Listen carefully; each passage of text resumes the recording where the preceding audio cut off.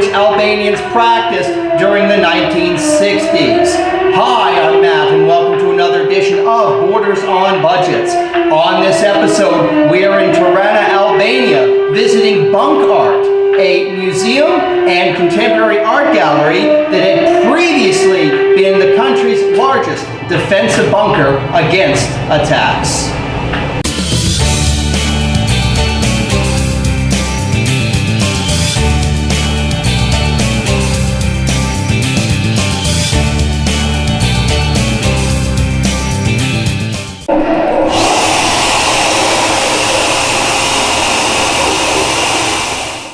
At the base of Dictator Mountain, a few kilometers from the center of Tirana, Albania's capital, the largest of the concrete defensive bunkers to withstand chemical and nuclear attacks was opened 40 years ago, and it was designed to protect the general staff of the Ministry of Defense. With 106 rooms, this labyrinth of a bunker was protected by concrete up to a meter thick and from the mountain's earth often 100 meters in depth.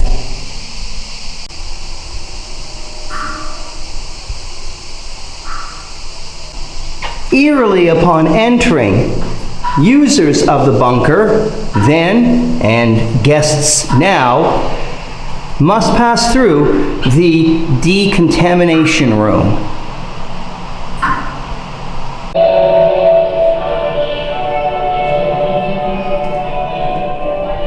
The idea of fortifying Albania with 170,000 bunkers was that of the previous dictator Enver Hoxha, who ruled Albania with an iron fist for over 4 decades following the end of World War II. General Colonel Enver Hoxha.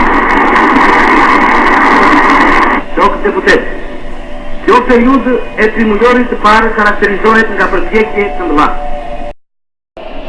Oh, talk on the phone with Enver Hoxha.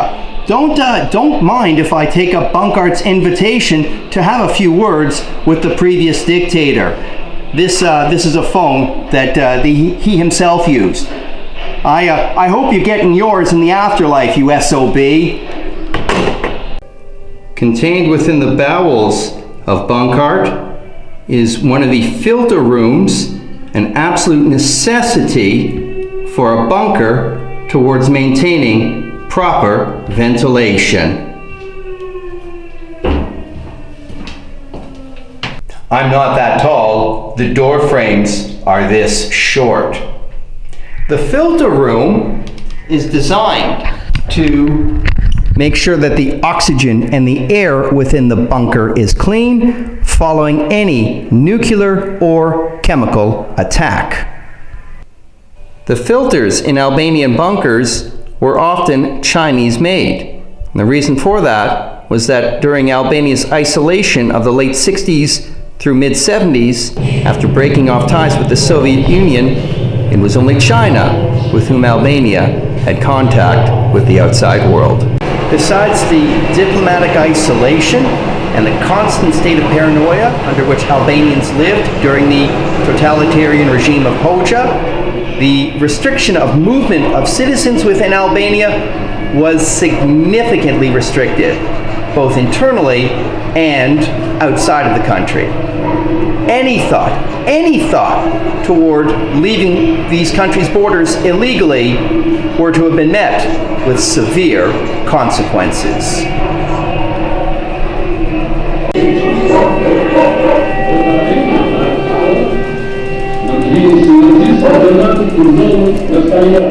Whatever dramatization is occurring in this display, it can't be too far from the truth. Albania's borders were heavily fortified with an electronic fence, security guards, security dogs, and, perhaps most importantly, a shoot-to-kill policy.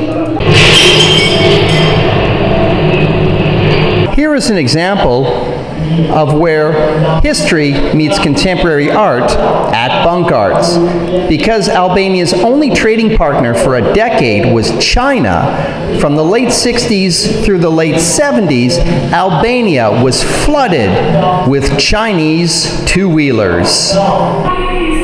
In one of the last and yet another chilling exhibit of what bunkers means to Albanians is this display called bunkerization. To put into perspective what 173,000 bunkers means, all of which were constructed in an 8-year period, is that there was one bunker for every 11 Albanians. During this construction, hundreds of civilians and soldiers died. Thank you for tuning in to another edition of Borders on Budgets. A reminder, Borders on Budgets, long-distance hikes, slices of life, not a lot of money. I look forward to seeing you on the next edition.